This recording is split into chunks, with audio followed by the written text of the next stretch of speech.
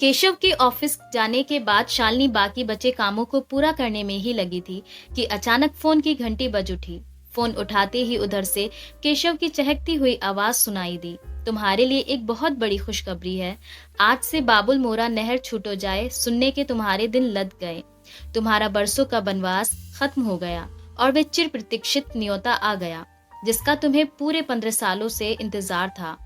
यूं पहेलियां मत बुझाइए, साफ साफ बताइए कि बात क्या है। तुम्हारे हिटलर विष्णु भैया, जिन्होंने कसम खाई थी कि न कभी तुम्हारी शक्ल देखेंगे और न अपने घर की दहली लांघने देंगे, आज उन्होंने अपनी बेटी अनन्या की शादी में आने के लिए कार्ड और उसके साथ तुम्हें मनाने के लिए एक पत्र भी भेजा है।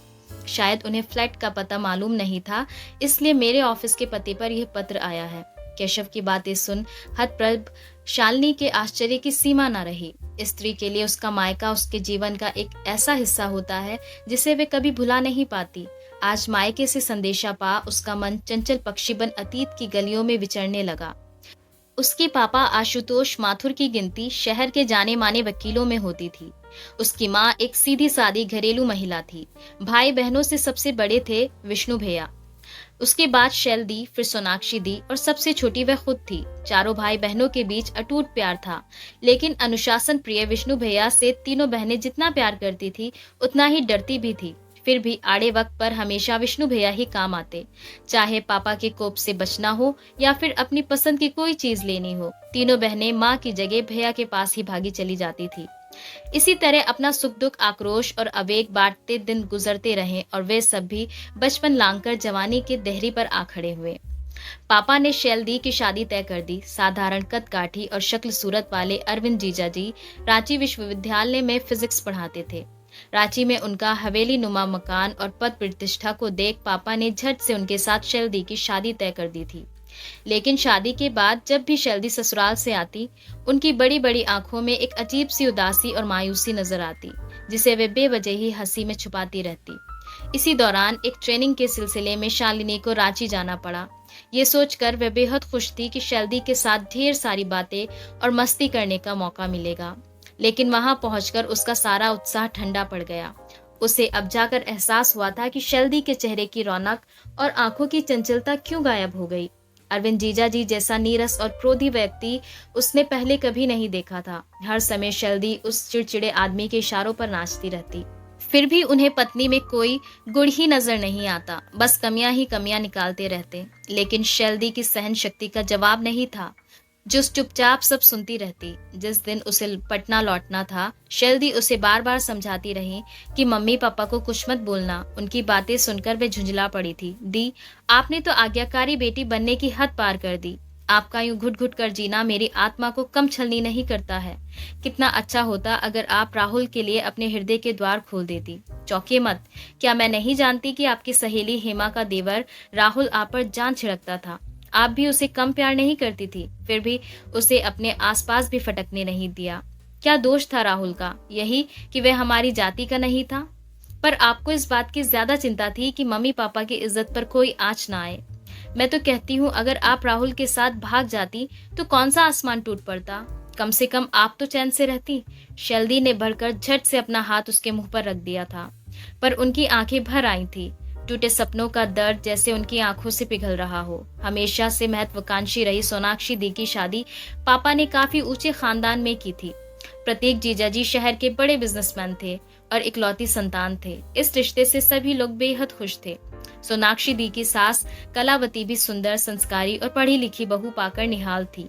लेकिन सोनाक्षी दी ने जब एक के बाद एक दो बेटियों को जन्म दिया तो उनकी सासू माँ का रवैया ही बदल गया, क्योंकि वंश चलाने के लिए उन्हें बेटा चाहिए था। फिर शुरू हुआ एक के बाद एक गर्भपात का सिलसिला।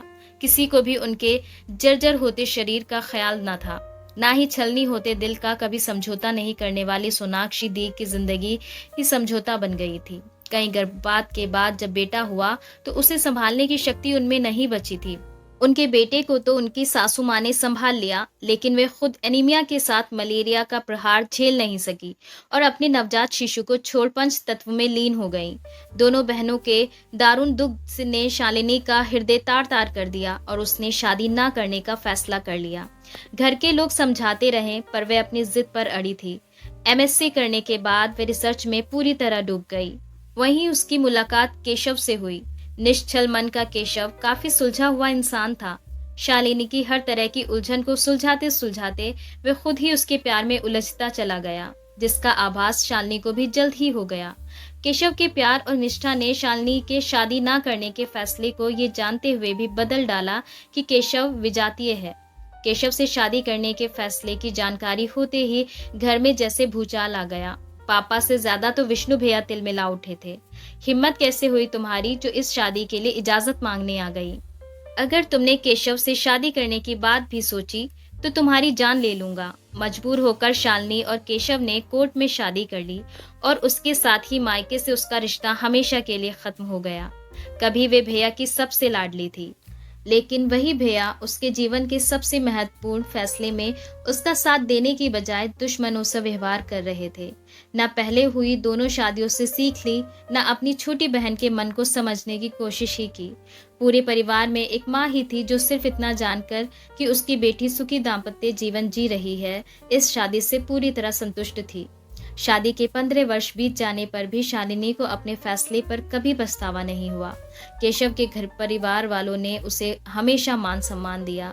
उसके दोनों बच्चे मसूरी में उसके देवर शेखर की देखरेख में पढ़ रहे थे। उसके जीवन में सब कुछ ठीक था, फिर भी मन के एक कोने में अपनों को दुखी करने का अपराध बोध जब तब तक्षक की तरह फन उठा उसके मन को डसने लगता। तभी कॉल बेल की आवाज सुन उसके भटकते मन पर लगाम लगी। वे दरवाजे की तरफ लपकी। केशव ने अंदर आते ही मुस्कुराते हुए उसके हाथों में लिफाफा थमा दिया। वे लिफाफा थामे बेडरूम में आ गई। केशव से चाय तक पूछने का उसे होश नहीं रहा। बस जल्दी से पत्र खोल पढ़ने बैठ गई। शालिनी, आशीष, समझ में नहीं आता किस मुंह से तुम्हें आशीर्वाद दे रहा हूँ। जिस समय तुम्हारे सिर पर आशीर्वाद भरा हाथ रख तुम्हें समाज के कुटिल कटाक्ष से बचाना चाहिए था, उस समय मैं खुद तुम्हारे विरुद्ध विषमन कर अपना चेहरा उज्जवल कर रहा था। मेरे ही कारण तुमने अपने ही घर में पराई हो गई, कई अपमान व दर्द झेले। अगर आज तुम मुझे क्षमा ना भी करो तो मैं तुम्हें दोष नहीं दूंगा। माँ ने तो वैसे भी तुम्हें कभी दोषी नहीं माना। माँ के जाने के बाद मैंने पापा की आंखों में भी पल पल तुम्हारा इंतजार देखा। फिर भी मम्मी पापा ने अपने बेटे और अपने बुढ़ापे के एकमात्र सहारे का कभी विरोध करने का साहस नहीं किया। कहते हैं जो किसी से नहीं हारता वो अपनी ही संतान से हार जाता है। मम्मी पापा के बाद अपनी ही संतान से हारने की बारी मेरी थी। मेरी बेटी अनन्या ने मुझे लाकर उसी दोराहे पर खड़ा कर दिया जहां लाकर कभी तुमने हम सबको खड़ा किया था। उसने तो साफ साफ यह भी कह दिया कि अगर मैं बदलते समय के साथ नहीं बदलूंगा तो अकेला रह जाऊंगा। कभी बड़ी निष्ठुरता से अपनी बहन का त्याग करने वाला भाई एक पिता के रूप में अपनी ही बेटी के आगे विवश हो गया। जब उसने मेरी रूढ़िवादी सोच की धज्जियां उड़ा दी, तब मेरी समझ में आया कि मेरे हाथों कितना बड़ा अन्याय हो गया। अब अक्सर ही माँ की कातर दृष्टि की याद मुझे सहमा जाती है। इस पत्र के साथ अनन्या की शादी का कार्ड भी है। अगर तुम और केशव मुझे माफ कर सको तो सारी प्रताड़ना, अपमान और उपेक्षा को भुला अपने पूरे परिवार के साथ अनन्या की शादी में अवश्य आओ। अगर माफ ना भी कर सको तो भी पापा की प्रतीक्षा करती आंखों का ख्याल करके जरूर आओ। तुम्हारे इंतजार में, तुम्हारे भैया। शादी के कार्ड पर फोन नंबर लिखा था। शालिनी के हाथ खुद ब खुद नंबर डायल करने लगे।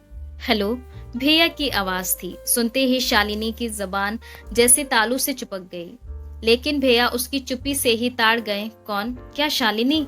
हाँ, मुश्किल से एक शब्द निकल पाया। क्या तुमने मुझे माफ? ये क्या भैया, भाई बहन के बीच माफी जैसे शब्द कहाँ से आ गए? ऐसा बोलकर एक बार फिर आपने मुझे पराया कर दिया। मेरे भैया मुझसे माफी मांगे ये तो मुझे कभी भी मंजूर नहीं होगा। आप तो हमेशा डांटते हुए ही अच्छे लगते हैं। आज भी आप मुझे डांट कर अधिकार से बुलाइए। देखिए मैं कैसे सिर के बल दौड़ी चली आती हूँ। तभी उधर से भैया की आवाज आई, ज्यादा 3-5 मत कर, जल्द से जल्द पहुंच, ढेर सारे काम पड़े हैं। भैया की मीठी डांट सुन आंसुओं के सैलाब के बीच भी शालिनी हंस पड़ी। धन्यवाद। अगर आपको ये कहानी पसंद आई है तो like, comment, share and subscribe करना ना भूलें। Thanks for watching.